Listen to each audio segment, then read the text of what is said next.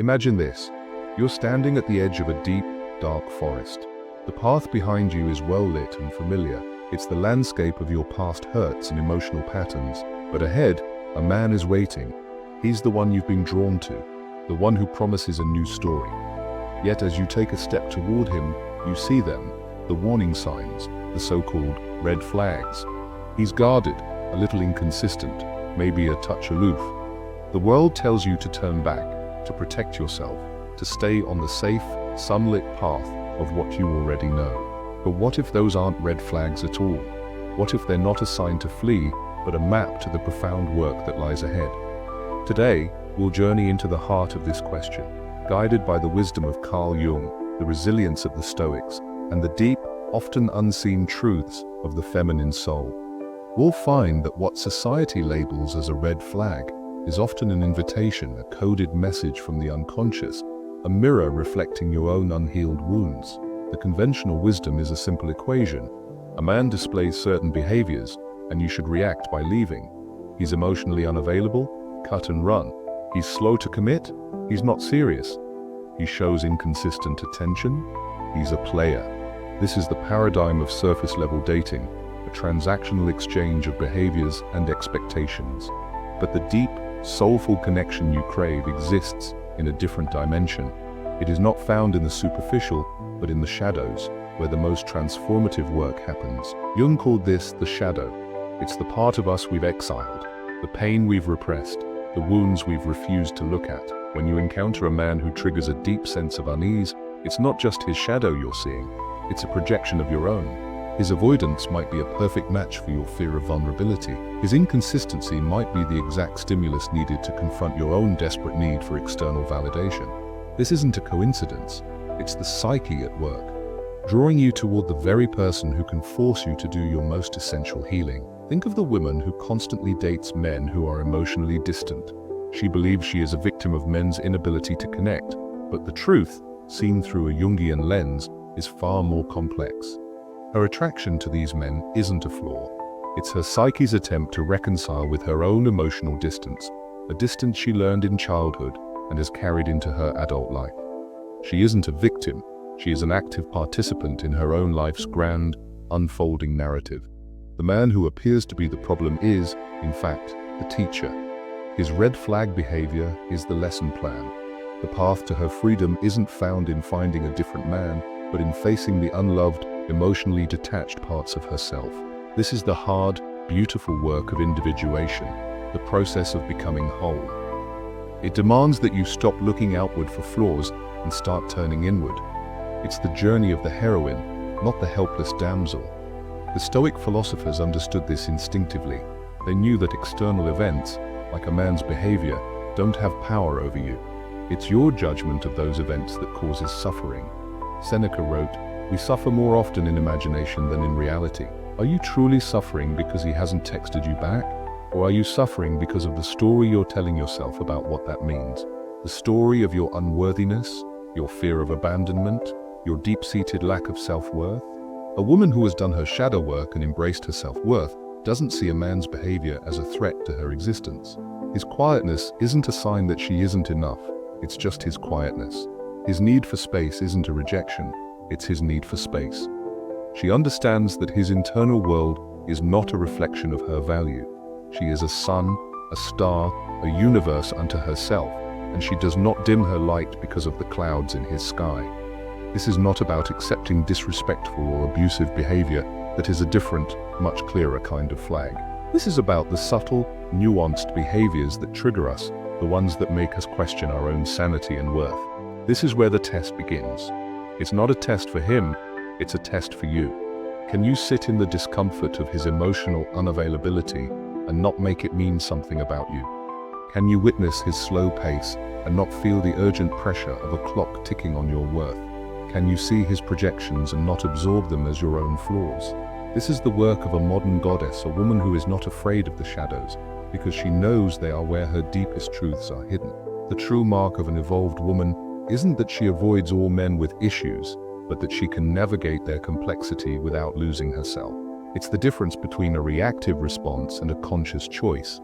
A reactive woman sees a man's detachment and immediately activates her abandonment wound, sinking into anxiety, neediness, or anger. She attempts to fix him, to make him show up in the way she needs, believing that her emotional security depends entirely on his behavior. This is a form of emotional slavery, a desperate attempt to control an external source of validation because the internal source is barren. Her inner landscape is a desert, and she is thirsting for a man to bring her rain. A conscious woman, a woman on the path of individuation, sees his detachment and meets it with a different kind of strength. She acknowledges the discomfort but does not internalize it. She asks herself, why does this bother me so much? What part of me is being triggered right now? She understands that his emotional distance is a manifestation of his own unhealed shadow, his fear of intimacy, his learned self-reliance, his wounded inner child. She doesn't take on the responsibility of healing him. She doesn't become his mother or his therapist. She stands in her own power, a lighthouse in a turbulent sea, and decides if she wants to be in the storm or not. This isn't a passive act of acceptance, it's an active act of sovereignty. This is the central tenet of Stoicism applied to modern love. You cannot control the external world, the man's actions, his feelings, his timeline, but you are the absolute master of your internal world, your thoughts, your emotions, your reactions. Marcus Aurelius reminds us, you have power over your mind, not outside events. Realize this, and you will find strength. The red flag is a test of your inner fortress. Does his unpredictable communication shake your sense of peace? Does his ambiguity shatter your self-worth? If so, the work is not with him. The work is with the parts of you that are so easily rattled, the parts that outsource your happiness to the uncertain whims of another human being. Consider the archetype of the wounded healer. Many women are drawn to men who are emotionally broken, believing they can be the one to save them. This is often an unconscious reenactment of a childhood dynamic, the daughter who tried to fix an emotionally unavailable father or a troubled mother. This impulse to save is a beautiful, compassionate part of the feminine psyche, but when it's not conscious, it becomes a trap. You mistake his need for your worth, his reliance on your strength for your purpose. This is a path to codependency, not genuine connection. The key is to transform the red flag of his wounding into a growth opportunity for yourself. His struggle isn't your project. It's a mirror reflecting your own need for validation through sacrifice. The growth opportunity lies in healing your own need to be the savior, so you can instead be an equal partner. The deeper question is this: are you a woman who can hold space for a man's imperfection without trying to fix it? Can you allow him his process, his journey, his darkness, while remaining anchored in your own light? This is the ultimate test of your spiritual and psychological maturity. It's not about finding a perfect man who has no red flags. Such a man does not exist. It's about becoming a woman who is so profoundly secure in her own being that the red flags of another become mere indicators of his humanity, not a threat to her existence. This is the difference between a woman who is looking for a relationship to complete her and a woman who is already whole, who chooses a relationship to deepen her experience of life. This is a revolution in how we approach love. It's a shift from a transactional, fear-based model of dating to a transformative, courage-based model of connection. The red flags are not a sign to run. They are the breadcrumbs leading you deeper into your own soul, inviting you to do the sacred work of self-love and radical acceptance. The man is not the destination. He is merely the fellow traveler on your path to becoming the woman you were always meant to be. This shift in perspective is perhaps the most difficult and most liberating act of a woman's life. It demands that you stop outsourcing your self-worth to a man's perception of you. The woman who sees a man's non-committal behavior as a red flag is a woman who, on some level, believes his commitment is the key to her value.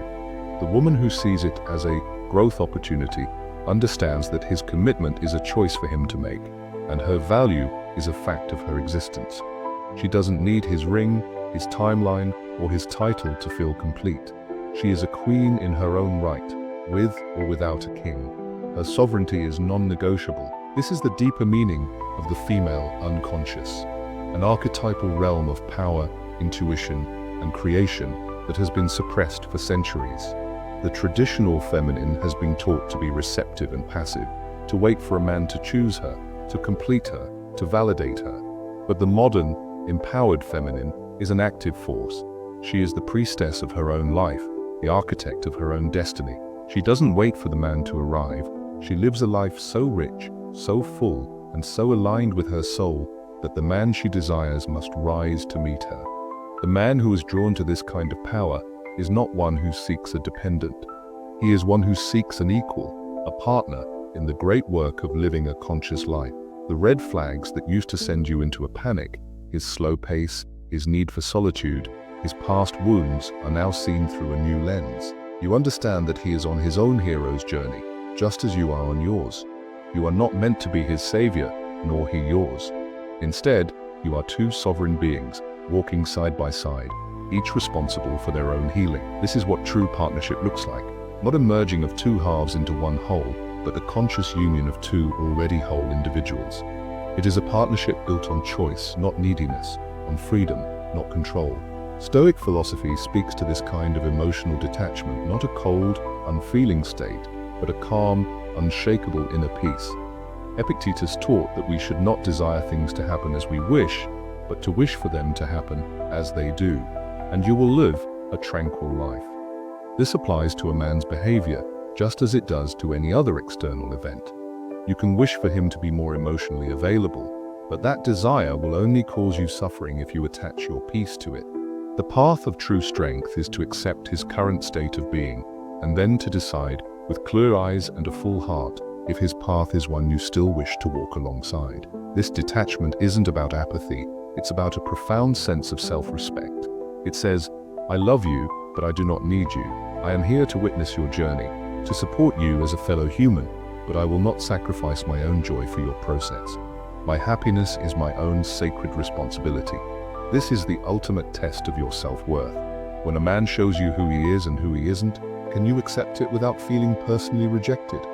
Can you see his limitations as his, not as a reflection of your own? This is where the magic happens. This is where the red flag dissolves and the growth opportunity reveals itself. The opportunity is always for you. It's the chance to love without attachment, to be with someone without needing them to be different, and to know that your own inner light is enough to guide you through any darkness, his or yours. The woman who masters this psychological alchemy does not fall into the trap of self-sacrifice. She does not believe that her love can, or should, fix a broken man. This is a common and insidious projection of the feminine shadow, the belief that her worth is tied to her ability to save. This is not love. It is a covert bid for control and validation. It is the egoic desire to be the hero of someone else's story, rather than the heroine of her own. The red flag of his emotional baggage becomes a lure, drawing her into a dynamic that will ultimately deplete her. She will exhaust herself, pour her energy into a bottomless pit, and in the end, blame him for her own burnout. This is where the wisdom of Jungian analysis becomes a fierce act of self-love. You must distinguish between a man's unconscious pain and his conscious cruelty. Unconscious pain is his shadow at work, his fear of intimacy, his past traumas, his avoidance patterns. This is the realm of the growth opportunity. Can you witness his pain without absorbing it? Can you hold a compassionate space for his process while simultaneously holding a firm boundary for your own well-being? This requires profound emotional maturity. This is not about letting him hurt you. It's about understanding that his pain is not a personal attack on you. Conscious cruelty, on the other hand, is a different matter entirely. This is disrespect, manipulation, active dishonesty, and emotional abuse. This is the genuine red flag that demands you walk away, not because you are weak, but because you are strong enough to recognize a violation of your own sacred boundaries. This is the difference between a man who is lost in his own forest and a man who is actively trying to set fire to yours. The discerning woman can tell the difference. Her intuition, refined through her own shadow work, is her ultimate guide. She no longer needs external confirmation from friends or family. Her inner compass is clear. The final test of this journey is not about finding the perfect partner, but about becoming the woman who does not need one to be whole. This is the ultimate Stoic freedom, the detachment from the outcome. Seneca wrote, "He who is brave is free." Your freedom is not contingent on a man's love, his commitment, or his presence. Your freedom is your inherent state of being, an internal wellspring of peace and joy that cannot be drained by external circumstances. The growth opportunity is always this. the chance to deepen your connection to yourself, to become the love you seek, to be the anchor in your own storm. So, when a man shows you his shadow, do not flee from it. Greet it with courage and curiosity, for in his darkness you will find the mirror to your own. And in facing that reflection, you will discover a strength you never knew you possessed. You will no longer be the woman who is afraid of red flags. You will be the woman who understands that the only flag that matters is the one you wave for yourself, a banner of self-respect, sovereignty, and unshakable inner peace. You are the destination, not the detour. You are the sacred ground, not the battlefield. And in this knowledge, you are truly free. End